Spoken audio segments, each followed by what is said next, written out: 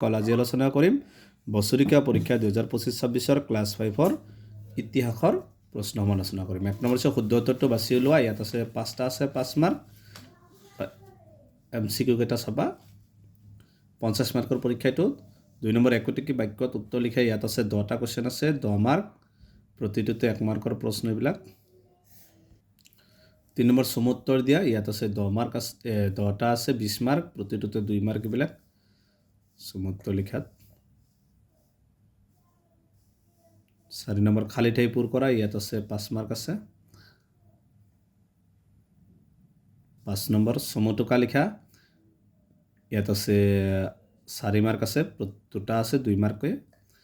6 number কোনে কৈছিল কাক কৈছিল লিখা। ইয়াত আছে 6 মাৰ্ক। তো এইকেইটা আছিল ক্লাছ 5-ৰ হৈ যোৱা ইতিহাসৰ বছৰিকীয়া পৰীক্ষাৰ প্ৰশ্নসমূহ। গতিকে আজিৰ ভিডিঅ'টো এইখিনি।